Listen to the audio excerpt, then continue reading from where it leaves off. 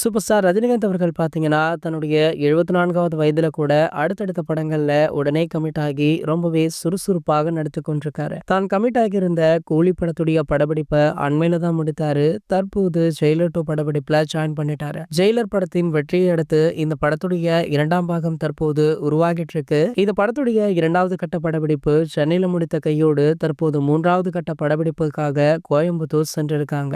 அண்மையில கூட கோயம்புத்தூர் ஏர்போர்ட்ல சூப்பர் ஸ்டார் ரஜினிகாந்த் அவர்கள் கொடுத்த இன்டர்வியூ சமூக வலைதளங்கள்ல வைரலுமே ஆச்சு. இந்த நிலையில பாத்தீங்கன்னா சூப்பர் ஸ்டாருடைய லைனப் பற்றி ஒரு முக்கிய தகவல் வைரல் ஆகிட்டு இருக்கு. அதாவது அண்மையில அல்லு அர்ஜுன் அட்லியுடைய டைரக்ஷன்ல ஒரு திரைப்படத்தை சன் பிக்சர்ஸ் மிக பிரம்மாண்டமாக கொடுக்க இருக்காங்க அப்படின்ற அறிவிப்பு ஒரு ப்ரோமோ வீடியோவுடன் வெளியாச்சு. இந்த நிலையில பாத்தீங்கன்னா தற்போது சன் பிக்சர்ஸ் அட்லி தலைவரை வைத்து ஒரு படத்தை எடுக்கலாம் அப்படின்னு முடிவு பண்ணிருக்காங்களாம். அதனால இவங்க 2 பேரையும் இணைப்பதற்காக தற்போது சன் பிக்சர்ஸ் ஒரு பக்கம் வேலை பார்த்து கொண்டிருக்காங்க. அநேகமாக ஜெயிலர் 2 படம் முடிந்த பிறகு இவங்களுடைய படத்திற்கான அறிவிப்பு வெளியாகலாம். சரி, ஓகே, இவங்களுடைய காம்போ எப்படி இருக்கும் அப்படின்னு நீங்க நினைக்கிறீங்க அப்படின்றத கீழே உள்ள கமெண்ட் செக்ஷன்ல கமெண்ட் பண்ணிட்டு நம்மளுடைய தலைவர் அப்படின்ற நம்ம சேனலை சப்ஸ்கிரைப் பண்ணிக்கோங்க.